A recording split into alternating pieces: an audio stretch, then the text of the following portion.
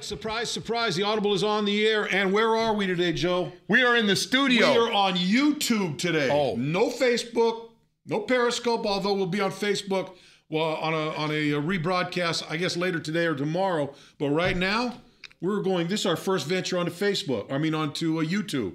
There's so many things I can't keep track, man. You're asking me, I can't find any of them. Let me ask you one question. All right. Have you ever opened up a laptop and gone on YouTube? No. But yourself, not someone else. No. You, no. That's why I'm limited on all this stuff. I know. That's why I said we're in a studio. I know that. We're in the studio. How you get a hold of us, but we're here. We're kind of massaging this show a little bit. Right. Few more weeks. Do a few different things. So we got some things we're working on. But here we are, Joe. We're moving on. 4th of July weekend is almost upon us here. Everyone's kind of getting ready for the long weekend. When's 4th of July? Tuesday? So we'll be off. Long 4th of July weekend. It's going to be nice, right? We'll be off Monday. Back on the show on Wednesday.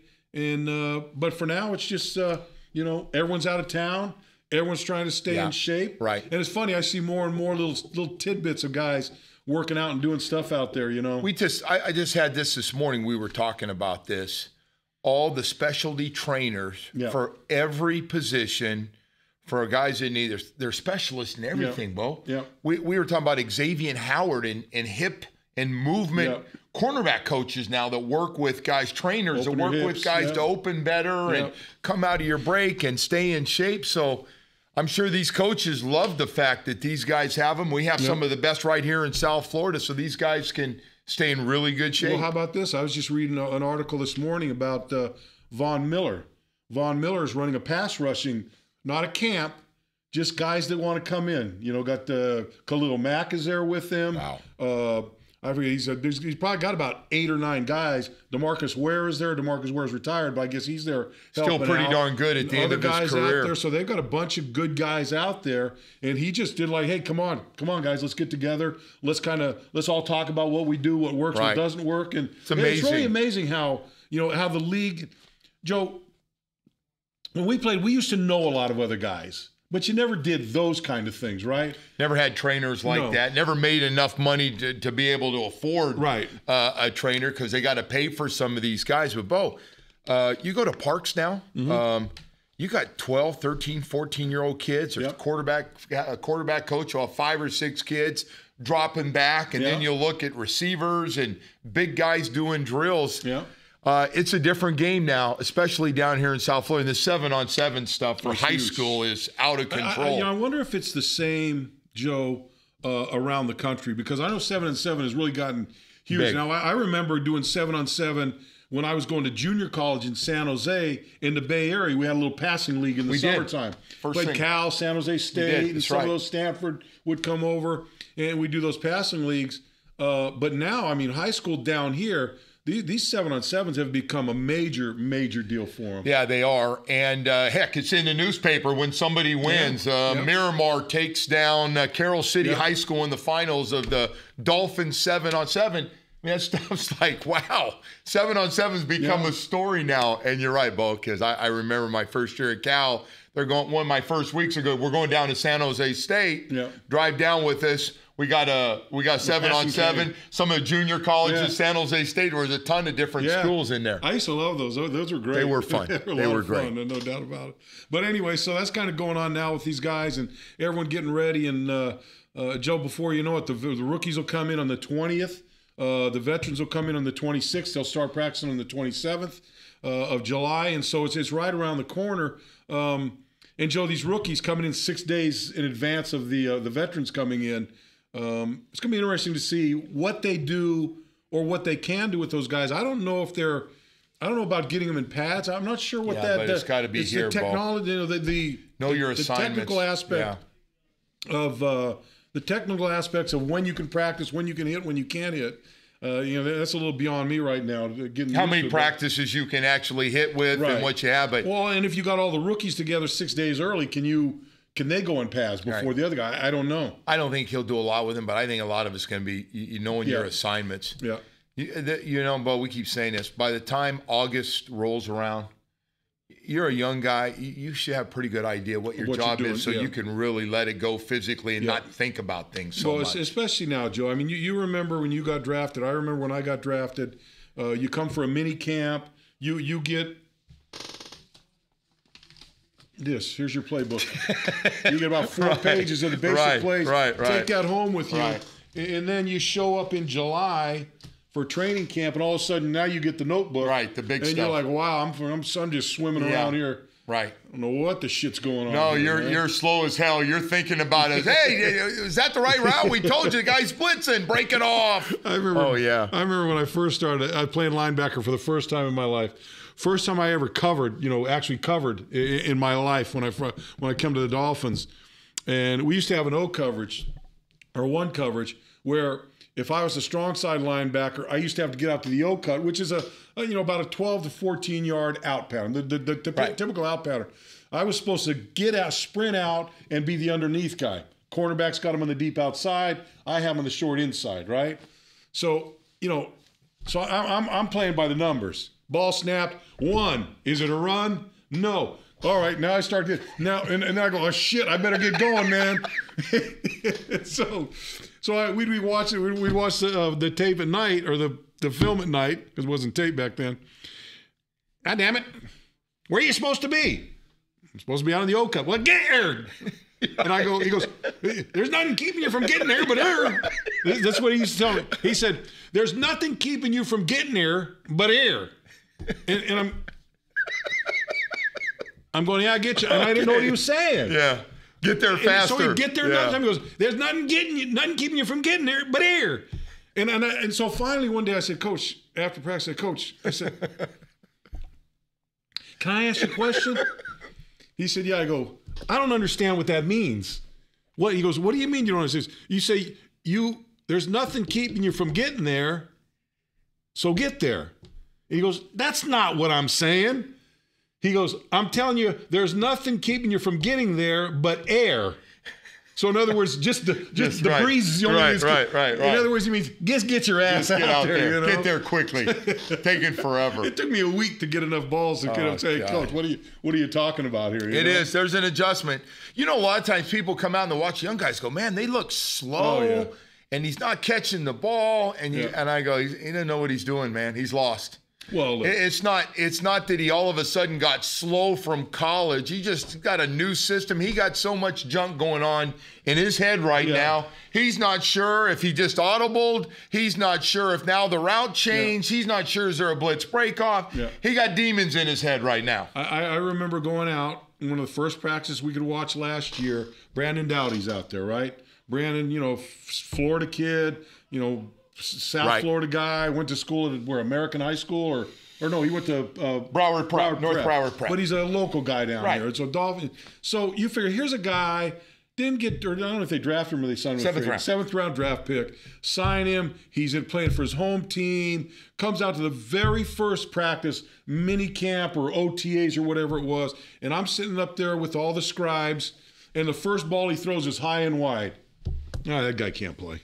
No, that guy got no shot. And I turned around and I go, what do you think that guy's going through right now? They go, well, he threw the ball high. I go, what do you think his adrenaline's like right now? You think his heart's not pumping right now? He's walked on an NFL football field for the first time, and he's sitting there and he's looking out, and there's Cam Wake, and there's someone else, and there's Kiko Alonso, there's these guys, and he throws the very first ball he throws. he throws long. Like, of course, you don't think he's going to throw it in the dirt. He's going to make sure he gets up there. And these guys are already, putting the dagger in it. Yeah, no, there's an adjustment time, and you're right. And by the way, Bo, that's the other thing. You got all those media guys up there on social media. Couldn't hold on to the ball. Overthrown. Yep. 4 bad throws now here in this first period. And you're like, wow, everything's out there. Yeah. No secrets. Yeah, you kind of want to say to them, you remember the first time you got hired by a newspaper and you had to write an article? How'd you feel? You a little nervous? Yeah. It was going to be good. It was right. How do you think those guys feel down there? Yeah. No, it's a give them a break. It is a different deal out there, but boy, they got all this stuff going on. Those guys a lot of them are staying down here. Matter of fact, I found out Ryan Tannehill's been coming here in the morning for everybody's wondering who's taking vacations and not. A little different than our days, because if it was you had a month off, we'd be out and about. We get our month's worth. We get our money's worth out of that month, no doubt about it. All right, let's get to some questions here. I got people. Hey, how are we getting people on with the questions since we're on YouTube? Leon? Oh, yeah. You hear what I got? You see what the response I got? No. He doesn't know. You're on your own. I think you got that. You're on your own. Yeah. Just keep talking. He gave you one of those. Just keep going. All right. El Chapo Jr., you guys have any 4th of July stories? Oh, I've had some wild 4th of Julys. I think everybody has. I think you may have been there for my 4th of July, Mike Kozlowski's house. We're going to training camp like 3 days after the 4th of July. I was at Mike's for some of those. Major ping pong tournament. Huge. That's right. Major ping pong tournament. So we're out there. We're at Kozlowski's house. Half the team's there, right? And comes time for fireworks. And fireworks, we're holding bottle rockets with your hands and shooting them at each other. Yeah. We were the idiots of all time, right? So I'm out there and I got flip flops on, and we're going to camp in 3 or 4 days, and somebody lights a whole pack of firecrackers, throws them on the ground. They bounce up just a little bit, just enough to go right between my flip-flop and my foot. It slid right underneath, and it blew up, and then went off, right? I had a hole, and I had a hole in the bottom of my foot that big and about that deep. I mean, it was a hole in there. It got blown up, Wow. And so I remember going to see our trainer. The trainer at the time was Bob Lundy. I go, Lundy, I said, you got to do something about this. He goes, you want me to do? Right. I go, Coach, I ain't going to tell the coach. I sure as hell am not going to tell Coach Shula. Right. You don't tell Coach Shula. You need to figure out a way to get this thing so I can practice in 3 days. Right, because you weren't going to miss practice. Oh, no. No way. I'm going to walk in to see Coach. How come you can't practice? Oh, I got firecrackers. Right off the bat, no way. No, that wouldn't get happen. So he took Vaseline, big thing of Vaseline, shoved it in that hole, put gauze on it, wrapped it around my foot. That was it. Went and played. What you left out while you guys were doing all that was the drinking. Little drinking. That allowed some of that stuff. There was a few chili beers going around, no doubt about it. It was probably one of the most idiotic things that we've ever done. Right. No question. I mean, just stupid drunk, running around the pool, shooting bottle rockets, throwing firecrackers. Everybody cracking up, trying to get them close to your buddy. Yeah. I got you. Yeah, that's a tough one. I'm surprised. I was almost a precursor to Jason Pierre-Paul. Yeah, that's a new level. You might want to leave that one alone. Yeah, that's a different level of fireworks. Yeah, that was it for me. That's mine. That's my story. And I'm sticking to it. Joy Bagadonis, hey guys, the Herald is saying that Pouncey will be ready by season. What are your thoughts? They're saying that he's going to be ready now. There was an article today, or I saw somewhere today, where they're saying he had a staph infection in his thigh. He's had some tough luck in the last year. They're going with their game plan is a little bit of preseason work. Yeah. He's going to miss some practices. He's going to miss a lot of practices. Wrap him up in cotton balls and get him ready. And the goal is to have him out there, even if he's a tad rusty, against Tampa Bay Bucks in their opener at home at Hard Rock Stadium. He's got to take a little. He's got to take a couple. He's got to practice a little. He's got to take a handful of snaps. He's got to get some intensity going because I don't care who you are, and certainly Mike Pouncey is one of the top 2 or 3 guys on this football team, and certainly the linchpin to the success of that offensive line. But even he can't just walk in there off the street after not playing for a full year almost. And Tampa Bay's got a defensive tackle by the name of McCoy, who's one of 3 or 4 best in the game. And I remember in a preseason game what he did to a couple of our young guys. Literally had to take them out of the game. They were getting blown up here a couple years ago in an opener. He's going to be ready to go. So, Pounce is going to have to get some work in. And they're sticking that goal. They tell you, don't even worry about early in camp. Don't read into it. He's going to be standing there. Yes, he's not going to have his pads on. Yes. Our goal is to get him ready for September. Yeah. And look, this has been their plan since they put him on injury reserve last year. Because you remember, Mike was kind of arguing to get back in the game and play, get back and start playing again. Yeah, we were in L.A. He was really wanted to play. You're done. I'm going to shut you down. Am I worried, though? And should we all be worried about him being healthy for 16 games? Absolutely. I think so, yeah. Look, it's hard enough to, when you're healthy starting a season, get 16 games in. So for him, man, if they can get this in and somehow get – I'd take 12 13 games right now. Yeah. For Mike. Yeah, it's one of those things that they're going to have to really, it'd be one thing if it was the first time he's had it done. I think he's had 2 or 3 procedures on it, and then what he had last year that they didn't. And then they said he's gone for stem cells. So, yeah, look, hopefully he's ready. I think he's going to be ready because they've done everything that you want. They've just kind of put him on the shelf and let him get as healed up as possible. And Bo, I think this time around, if it is a little injured, he may not even say anything. He knows if he goes through it again, I'm going to play till I literally till my leg falls off. It might be it anyway for me. So let's just go for it and play as long as I can because he really missed it at the end of the year. Susie Cheesecake, how can Tom Brady have the highest selling jersey in Florida? WTF? What the hell? What the heck? I don't know. I think if you looked at, I wouldn't say Dallas. But I guarantee you go to the Bay Area, he's probably the top-selling jersey. Well, he is in the state of Florida. Yep. He was number 1. He was ahead of anybody from the Jacksonville Jags. He was ahead of everybody from Tampa Bay. They got Jameis Winston up there. Yep. And all the Miami Dolphins. That surprised me a little bit. Yeah, it does a little bit. That he was ahead of everybody down here. But I think it was 16 or 17 states. A lot of New Englanders down here, though. Yeah. A lot of New Englanders. Hey, winning does funny things to people when it comes to jerseys and jumping on the bandwagon. No doubt about it. He's a big one to jump on right now. Yeah. For Shizzy Myrizzi, with the new turf, do you think players nowadays prefer grass or turf? Talking about the new... That's a good question. Yeah. I'm gonna go natural grass. I don't know. I haven't really talked to anybody about it, but I would say I would always prefer natural grass. I would always take it. I don't care whatever kind of turf it is. I would always take natural grass. That stuff, because we don't just have grass here. We have a high-end grass. We got one practice field here that's got real high-end stuff. The stadium's high-end stuff. And I got to tell you, man, that stuff, Bo, you went out there before the games. This stuff's beautiful. Yep. And it's low cut. And so I would think the guys would rather be on that. My guess would be, Joe, that turf at Hard Rock Stadium is faster than this artificial turf with the black and the rubbers and stuff and everything. Because that turf is about that high. Right. The other one. Now you go back to the old original AstroTurf or the turfs that came thereafter, and that stuff was.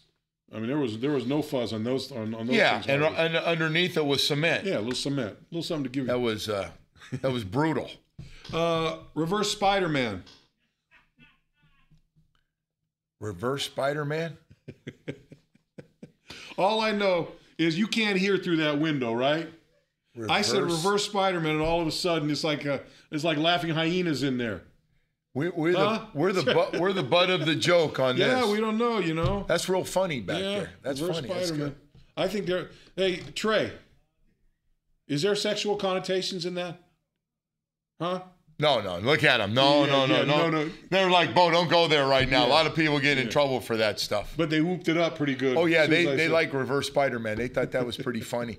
Hey, Bo, let me ask you this one, too. It's we had this week and had Brady Quinn on. We were talking about this with all this quarterback talk and Ryan Tannehill and stuff.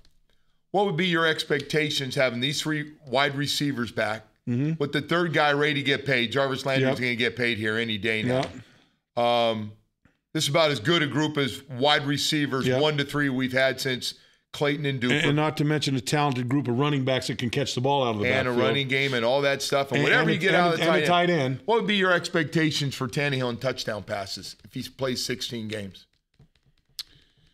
Well, he's been about, 24, 25, somewhere around on average, there. he had 19, 24. got injured last year with a few games left. I would. It's got to be 30, right? 30 plus. Well, my starting point would be 30, yeah. I would think 30. I would say if you I would say right now, you give me 30 and 10, and I'd take him from Ryan. 3-to-1, 3-to-1 ratio. Right. Yeah. I think it's got to be for every touchdown, 2.5 touchdowns to 1 interception. Yeah. But if you get that, and again, I was just looking in this NFL 100 list that was out, and the 3 top quarterbacks, Brady 28 touchdowns, 2 picks in 12 games. Yeah. Matt Ryan 38 and 7. Yeah. And then Aaron Rodgers, 40 touchdowns and 7 interceptions. Those guys at the top. I mean, those are stupid numbers. Well, I tell you, the number that gets me is the interceptions by Brady. What you said, 28 touchdown passes, 2 but picks. You combine that with 2 picks, and that makes that number look just gigantic. They don't turn the ball over. No. That team, outside of some fumbles, and by the way, you fumble too much running back there, you get cut. Yeah. No matter what you're making. Yeah, no doubt. He just won't tolerate that. They don't turn the ball over. No. How's the renovation at the stadium? Going back to Reverse Spider-Man. I guess I go over it now. How's the renovation of the stadium coming along? Are you guys going to go to the Coldplay concert? No, but I'm going to see Metallica next week. Are you going to Metallica? It is coming up. I'm not going to be here. I'm going to go see Metallica next week. But I will be at that little El Clasico that's going on. I can't wait for that. July 29th. Barcelona and Madrid. I was at the stadium for an event yesterday. Yeah. That stadium looks awesome. Yeah, man. I mean, you should wait. You wait. You think you're going into the redwood forest in there? All the trees. They got giant trees, big palm trees. Yeah. Big. They look like almost pine trees and stuff. Yeah. It is absolutely beautiful. It's amazing what they've done there. Yeah. It's gonna be fun. So we got a concert. We got a huge soccer match before we ever get to preseason football here. Yeah. Hey Joe, how many touchdowns would you have in today's NFL? I'd be a lot better. I would be a little bit more for sure with these rules. But I don't know, Bo. Nobody runs routes, but nobody gets jammed. That's it. And I got jammed. Bo, I don't remember what a free release looked like, which I know is an old topic. In the old days, they used to have somebody from Bo's side to a huge safety. Somebody was over you, and they were really good at jamming because everybody jammed the tight end back then. And now, Bo, everybody gets a free release. Let me tell you, when I was playing linebacker, outside linebacker, if I was over the tight end and he got a free release, I couldn't even get off the field before I heard Arnsbarger yelling at me. And I would take that guy. If he tried to take an inside release, I'm trying to jam him. I would try to jam him as far as the center. Right. I like to try to jam him that far, and then I could get back. Oh, you jammed him into the tackle, and he got knocked off the route. Then I'm getting ripped in the huddle like, you destroyed the whole play. You got to beat that. How do you end up over the top of the tackle on the ground? I go, man, I didn't know he was going to jam like that. Now you look at him. Free release, man. Running down the field. Flex out a little bit, free release, and go. I believe me, I just don't know why a team doesn't say, hey, look, we're going to spend a year during the offseason. We're going to work on jamming tight end. But they jam outside. It makes no sense. They jam outside. Look, I've asked coaches, well, how come you guys? Well, they flex. Well, if you flex, walk out there. Right. Still jam. Take the inside away from them, or take the outside away from them, and jam them when they come. Yeah, but they're better athletes than you played. Okay, they were better than Russ Francis. No. Oh, okay. They're better than Kellen Winslow. Oh, okay. They're better than Dave Casper. Oh, okay. No, they're better than Jerome Barkham. You named some big, strong cats. Better than Raymond Chester. Oh, okay. Yeah, those guys were all big and could run. Yep. Mean, tough son of a guns. That group you just named, and Ozzy and the rest of those guys, man, that was a different group. Drag Unity 182. There you go. What's your favorite Dolphin legend not named Dan Marino? We're going to end off on this one. Dolphin legend? Yeah. Not Dan Marino. I'm going to surprise you. Dwight Stevenson. There you go. Dwight still may be the best player to play his position on this team. And Sinner's not sexy. I'd have a hard time arguing with watching that guy day after games and what he did to people and on goal line, taking top defensive tackles, snapping it, sliding them in, pass protection, blitzers while he's got his guy, jamming the guy, knocking him down. I remember seeing a clip. I remember seeing one where he's got, he's got the nose tackle, and nose tackle's kind of trying to come down. So he's got the nose tackle, and he's going, and so he's kind of sliding down the line, and all of a sudden the safety Bates from Dallas Cowboys comes through. Middle, thinks he's got a tree shot. He's running through, and Dwight just kind of pulls that arm back and pow! Hit him up high. Hit him up, and the guy just he boom, went down like a sack of rocks. Man. He just did things, and you're going, wow, where did that superpower come from? I would agree with Dwight, but I'm gonna go with I would have to go with Larry Zonka. I was a Larry Zonka fan growing up, and then had the chance to play with him, so I would go with Larry Zonka. Zonka be right there at the top. Yeah, you can't go wrong with a handful of guys. No, you can't go wrong. Pick any of those guys wearing the gold jackets around here. Yeah, you can't go wrong with any of them. They've all done special things. I was going to say my favorite Dolphin legend, not named Dan Marino. I was going to say Leon back there for a little bit, but not quite for Leon. Not quite. He doesn't have his gold jacket yet. No, but he's getting close to getting his own. Yeah, he's going to go buy his own here pretty soon. He's special. Mustard colored. Get you a mustard colored jacket. All right, Joe, that's going to do it for the Audible. Thanks, Bo. Have a great Fourth, man. You too. Thank you. You got a little vacation coming up. I am. Enjoy yourself, man. Thank you, bud. Appreciate it. No show Monday, as 4th of July is Tuesday. We're going to take off Monday like the rest of the country, but we'll be back Wednesday. So enjoy your weekend. Enjoy your 4th of July. Don't be stupid like us in the story I told you. Stay away from the firecrackers. Don't drink too much. No hangovers. Yeah. Be responsible. Just don't blow yourself up. That's all I'm going to say. Yeah, that's good. Have some fun, but don't blow yourself up. All right, Joe. Thanks, Let's blow it up right now.